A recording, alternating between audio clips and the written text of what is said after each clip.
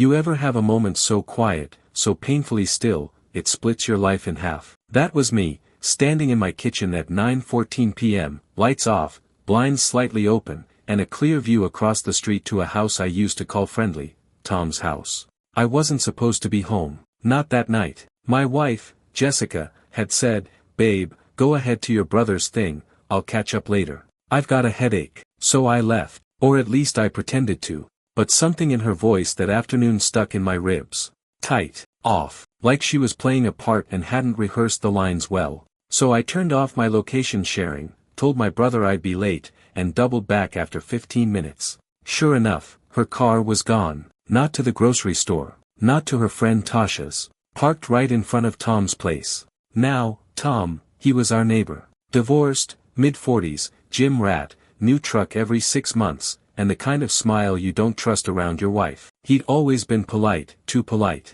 Offered Jessica help with the garbage cans, flirted when he thought I wasn't listening. But I never imagined this. I watched from my living room, no lights on, just shadows and rage. She was on his porch, laughing, wearing jeans and a hoodie I thought she only wore around me. She knocked once, light, familiar. He opened the door with no hesitation, shirt unbuttoned, grin wide. And then she stepped inside. I waited 5 minutes.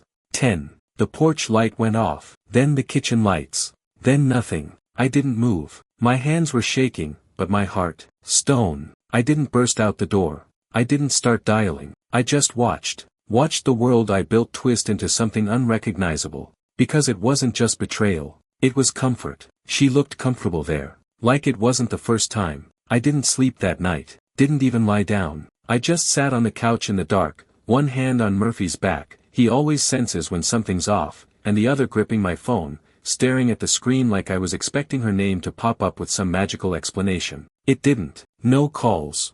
No texts. No, "I love you," or, "Can you pick up eggs?" Just silence. That kind of silence feels like a choice. At 11:42 p.m., her car pulled back into the driveway. Headlights cut across the living room like two sharp knives, then faded. I didn't move. Not when the engine stopped. Not when she opened the door. Not even when she tiptoed through the front hall like a teenager breaking curfew. She didn't expect me home. That much was clear. I watched her silhouette move past the hallway mirror. She caught a glimpse of herself and adjusted her hair. Her lips were smeared, not from food. Her hoodie was inside out. She never noticed. She made it halfway to the stairs before I spoke. "You leave something at Tom's?" Her body froze like I'd hit a nerve with a steel rod. She didn't turn, just stood there. After a second, she said, "I thought you were at your brother's." "Yeah, that's what you told me, right before you lied to my face." She turned slowly. Her expression wasn't guilty. It was calculating, like she was trying to gauge how much I knew and what she could still salvage. "You're overthinking," she said carefully. "Tom just had a pipe burst. He called for help. I was going to text you after." I let out a quiet laugh, low, bitter. "He had a pipe burst. At 9 p.m., and you needed to be there for 3 hours with your coat off and the lights out?" She took a step toward me. "Can we just talk about this like adults?" "You mean lie about it like adults?" Her voice dropped. "Colton, please. Don't say my name like that." She flinched at my tone. I stood up. Murphy sat up with me, ears twitching. "I watched you, Jess. From our window. I watched you walk into his house like it was yours. You didn't knock like a stranger. You didn't hesitate. And when the lights went off, you didn't come out for 3 hours." Her mouth parted, but nothing came out. "Don't insult my intelligence," I said. "Just tell me the truth." Silence. Then, almost too softly, "It wasn't the first time." I felt that like a punch to the chest. My knees didn't buckle, but they wanted to. I stared at her. The woman I once called my future. Now just a stranger standing in a house she helped poison. "How long?" She hesitated. "Since December." That was 5 months ago. 5 months of fake kisses. Of silent phones and new perfume. 5 months of looking me in the eye and choosing someone else anyway. "Why?" I asked. Her eyes dropped. "Because he made me feel seen." I shook my head slowly. "You know what I see right now? A liar standing in the rubble she created." She stepped back, arms crossed. I didn't mean for it to get serious. I stared at her. "It's not the seriousness that kills a marriage, Jess. It's the secrets." I walked past her, up the stairs. She didn't follow. I didn't expect her to. In our bedroom, I grabbed a duffel bag, threw in the essentials, jeans, boots, a few shirts, the box with my dad's medals. Murphy followed me with quiet steps, sensing this wasn't a trip, it was a departure. I looked around one last time, at the walls we painted, the bed we shared, the future we planned. Then I turned off the light and walked out. She didn't stop me, because she knew I was never coming back. I spent the first night at a cheap motel on the edge of town, one of those places that smells like mildew and regret but doesn't ask questions when you pay in cash. Murphy curled up on a thin mattress beside me while I lay awake staring at the cracked ceiling, trying to figure out what the hell I missed. I'd always thought betrayal would come like a car crash. Sudden, loud, irreversible. Turns out, it's more like a slow leak. You don't notice until the whole foundation's soaked and you're knee-deep in rot. At 6:10 a.m., my phone buzzed. "Jessica, can we please talk?" No punctuation. No apology. Just 4 hollow words from a woman who'd hollowed out everything I built. I didn't respond. Instead, I stood up, grabbed Murphy's leash, and walked 3 blocks to the diner near the highway. I needed hot coffee and cold clarity, both came fast. That's where I called James, my cousin, divorce attorney, and the only person in my family who knew the difference between sympathy and action. "Jess cheated," I said plainly when he picked up. He exhaled through the phone. "Tom, yeah. Damn. 5 months, James." Another pause. "Okay, first thing, you need to document everything. Texts, receipts, timelines. Anything that makes this look like what it is, calculated." I already have her confession. "You recorded it?" "No." She admitted it straight to my face. "That'll help. Not perfect, but if she doesn't contest, we can push this fast." I took a slow sip of coffee. "I want out. Clean. No drama. No fighting over lamps and dinner plates. You own the house. My name's on the deed. I paid the down payment. I've got receipts for the mortgage." "Good. Then you've got leverage." The rest of the day was a blur of calls, documents, lists. James sent me a checklist that felt like a death certificate for a life I hadn't realized was already buried. Later that afternoon, I drove back to the neighborhood. Not to the house. I had no interest in walking through that graveyard again. I parked down the block, engine off, and watched from a distance. Tom's truck was in his driveway. Jessica's car was gone. Good. That meant what I hoped. I walked up to Tom's front door. Knocked once. He answered, wearing a tank top, gym shorts, and the kind of face that had no idea what was coming. When he saw me, his smug smile faded fast. "Colton." I raised a hand. "Don't speak." He stepped back a little. "You've got 10 seconds to say something worth not rearranging your jaw." He opened his mouth, closed it, then said, "I didn't mean for it to happen." "Yeah, that's what cowards always say." I thought she was unhappy. She was married. And I was right across the street. I made a mistake. "No," I snapped, stepping forward. "A mistake is forgetting a birthday.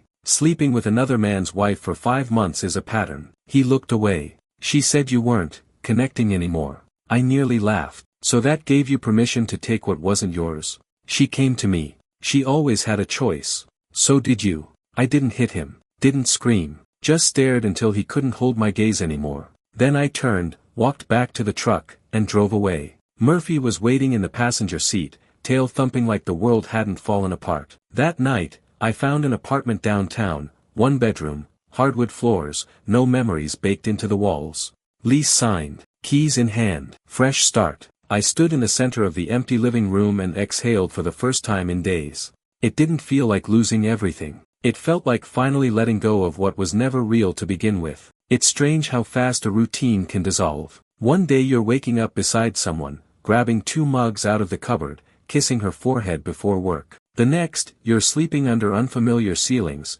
brushing your teeth in a mirror that doesn't know your face, drinking bitter diner coffee because it fills the quiet better than music. 3 days into the new apartment, I started unpacking. Not just clothes.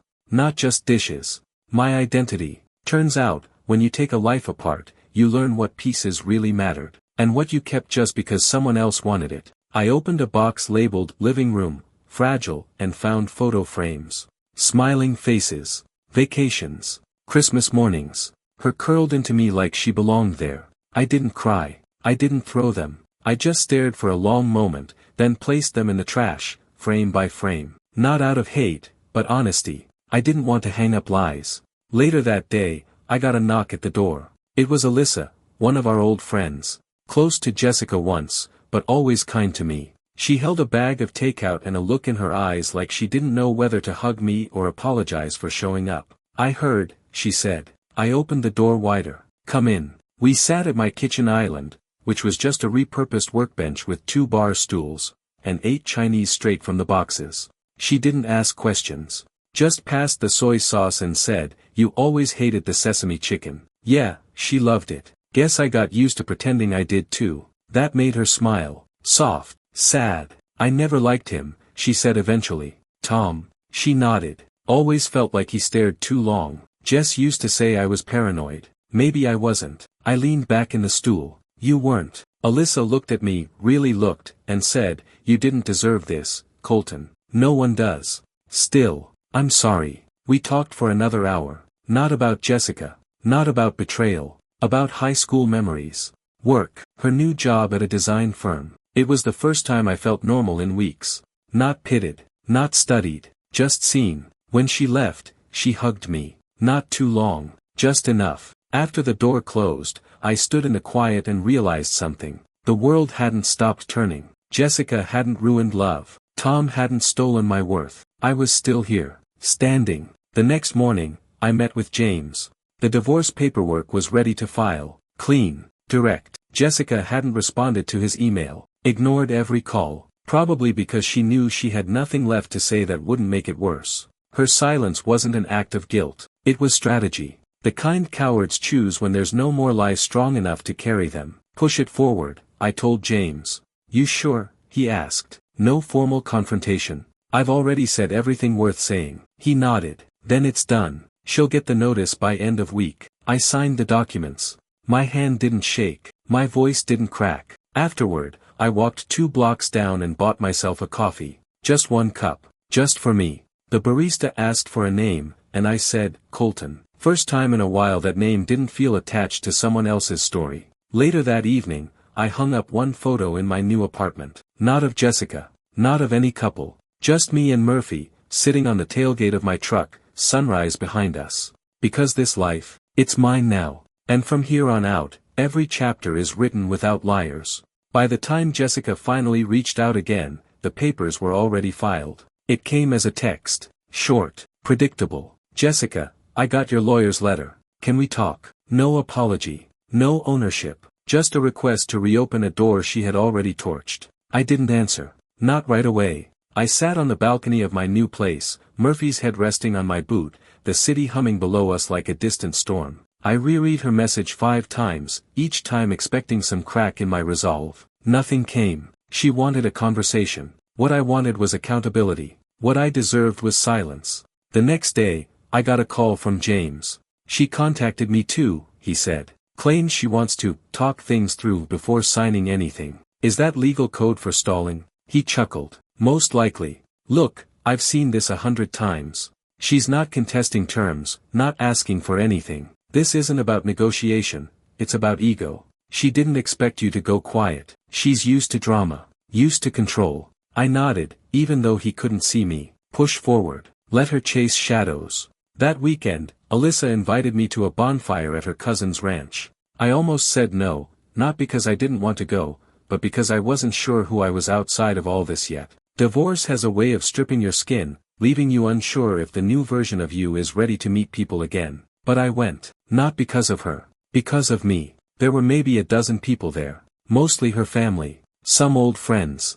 No one knew the details, and no one asked. They handed me a beer, offered a chair, and treated me like I was part of something normal again. Alyssa sat beside me by the fire, hoodie pulled tight, jeans cuffed above her boots. She didn't hover. Didn't press. Just glanced at me once and said, "Glad you came. You always show up when it counts," I replied. She smiled into her drink. "So do you. You just forgot for a while." Later that night, after most folks had gone inside, we stayed out by the fire. Murphy was asleep under a blanket, snoring like an engine. The stars were sharp, cold, unapologetic. Alyssa looked over at me. "Do you think you'll forgive her someday?" I didn't answer right away. Not because I didn't know, because I wanted to mean it. "I don't think forgiveness is something I owe her," I said finally. "But I owe myself peace. And she doesn't get to take that from me anymore." She nodded. "That's a better answer than I expected. We sat there for a while, just breathing. No past, no future. Just two people who'd survived different kinds of damage, learning that healing isn't loud. It's quiet, and slow, and not always something you share out loud. Before I left, she hugged me again. This time a little longer. You're getting better, she whispered. I feel it, I said. And I did. Not because Jessica was gone, but because I was back. 3 days later, Jessica showed up at my apartment. No warning, no call. Just the sound of knuckles tapping on the metal door of a life she no longer belonged to. Murphy was the first to react. His ears perked up, tail still. He knew that knock. So did I. I opened the door halfway. She looked tired. Hair up, no makeup, sweatshirt I didn't recognize. The confidence I once knew in her eyes was gone, replaced with something else, desperation pretending to be calm. I just want to talk, she said. I didn't step aside. Then talk. She blinked, maybe surprised I wouldn't invite her in. But this wasn't her space anymore. She didn't get a seat at my table just because she felt lonely. I got the papers, she began, hands clenched at her sides. I didn't expect it to move so fast. You expected me to sit in the wreckage longer?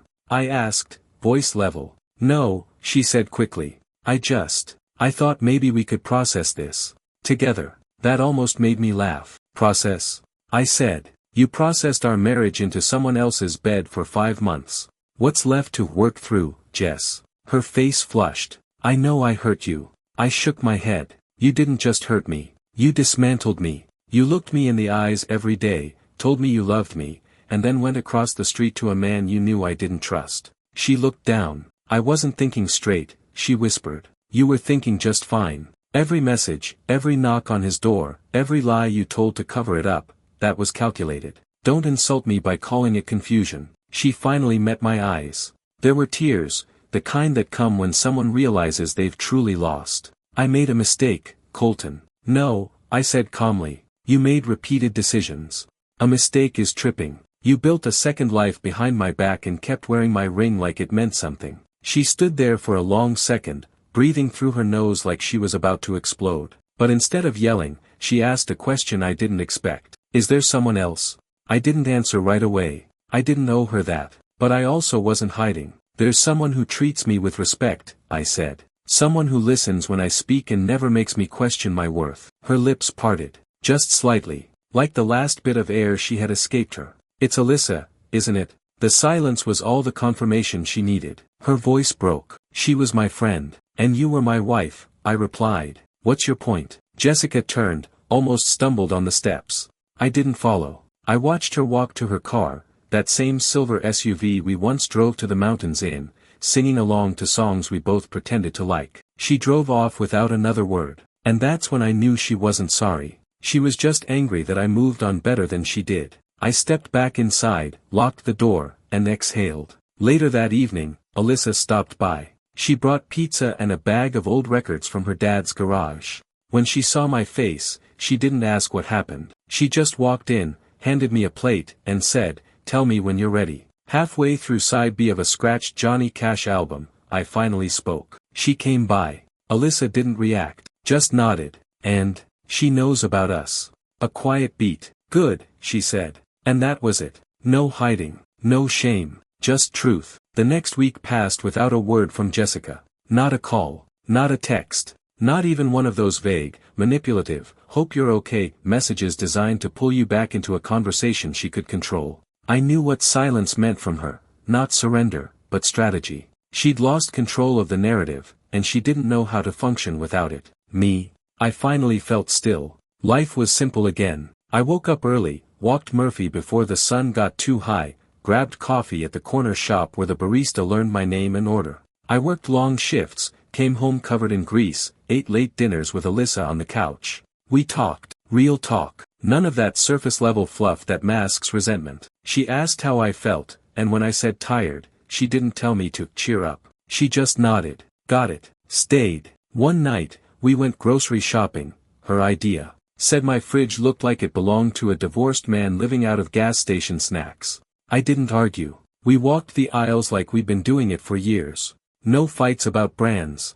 No fake debates over almond milk. Just laughter when I dropped a jar of pickles and she made me promise to clean it up right, not like a guy. It felt normal. And I hadn't realized how much I missed that. But peace never shows up without being tested. Saturday morning, James called. She filed a response. I was half expecting it. She contesting. Nope, he said. But she added a request. She wants to meet face to face before finalization. Says she needs emotional closure. I clenched my jaw. She already got her closure. It was in Tom's bedroom. I can deny it if you want, James said. We're not obligated to entertain emotional appeals.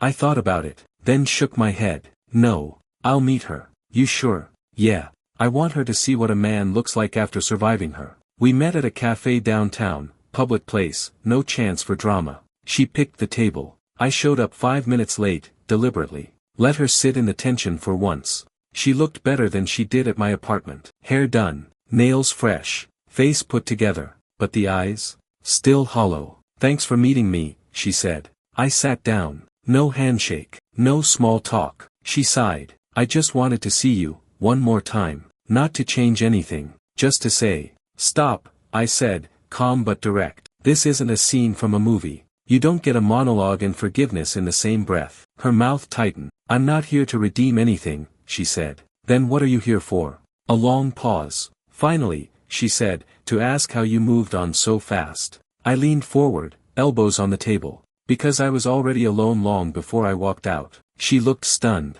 like no one had ever framed it that way. I continued, you didn't break me, Jess. You revealed who you really were. And once the lie was gone, so was the attachment. She swallowed hard. I made mistakes. No, you made choices. She blinked, but didn't argue. Maybe for the first time, she understood the difference.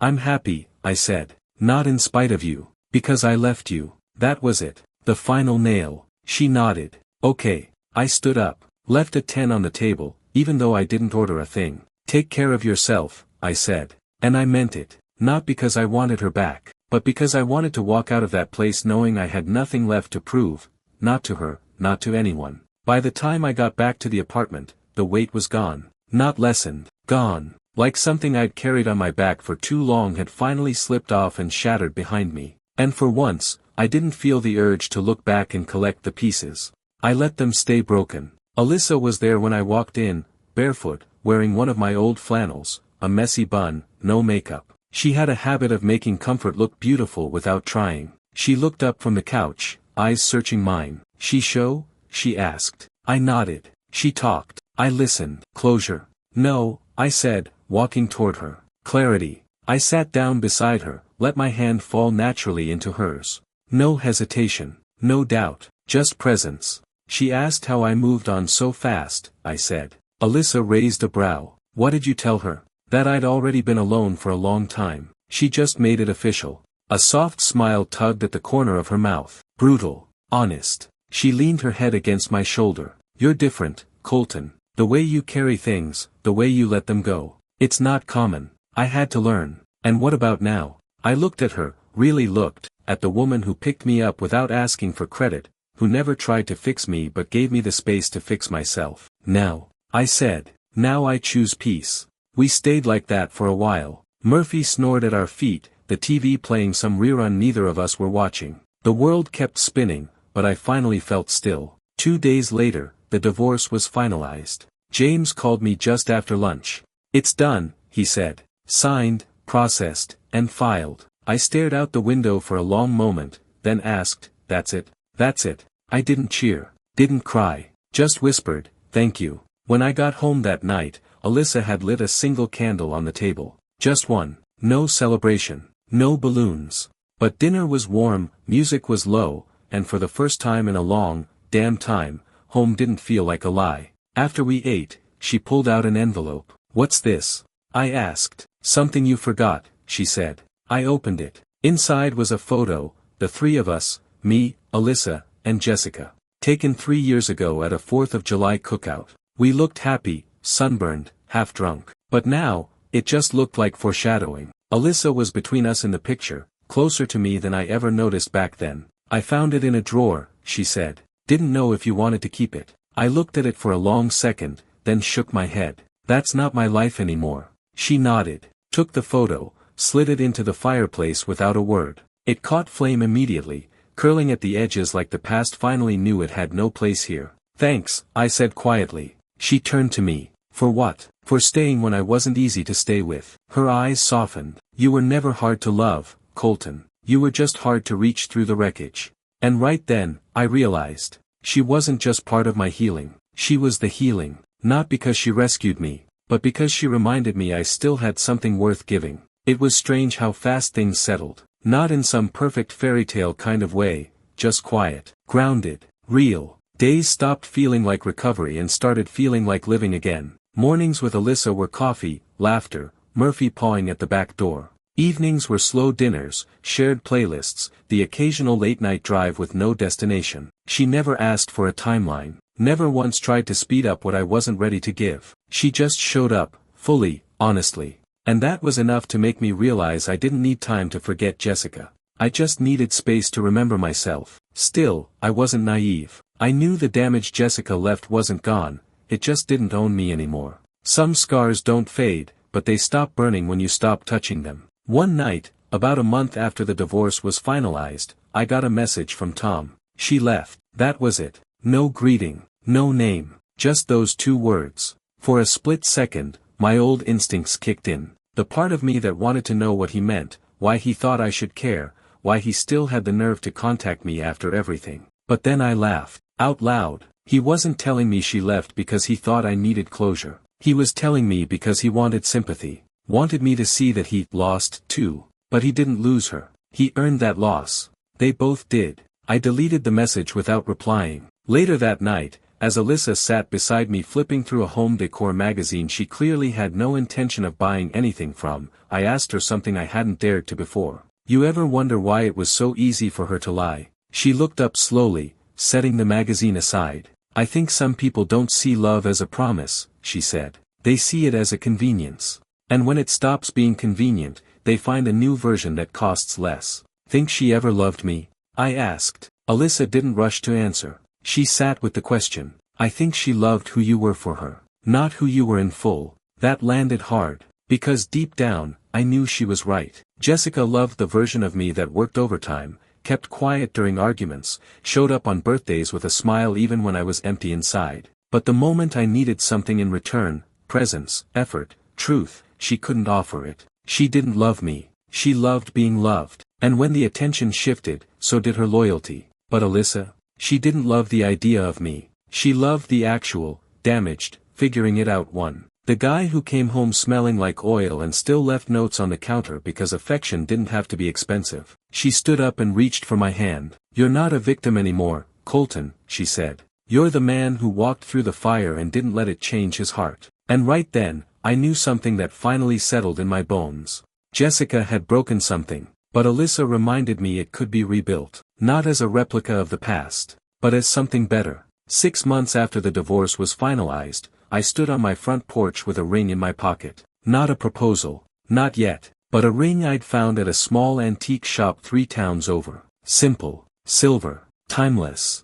Something that felt more like promise than possession. I hadn't even told Alyssa I bought it. I wasn't rushing anything. I just wanted to carry a reminder of what comes after survival. Murphy barked once, sharp and low. I followed his gaze to the sidewalk. Jessica. She stood at the edge of the driveway, hands tucked into her coat, looking smaller than I remembered. Like the woman who once ruled every inch of my heart had finally shrunk down to the size of the truth. I didn't move toward her. She walked a few hesitant steps closer. "I won't stay long," she said. "Didn't think you would." She glanced at the door behind me. "Is she here?" I didn't answer. I didn't owe her that. After a beat, she said, "Tom and I didn't work." "I know," I replied. She blinked. "You heard?" "No. I didn't need to. That was written from the start." She bit her lip. "You were always better at seeing things than me." I exhaled through my nose. I just stopped pretending I didn't. Jessica stepped forward. "I'm not here to cause problems, Colton.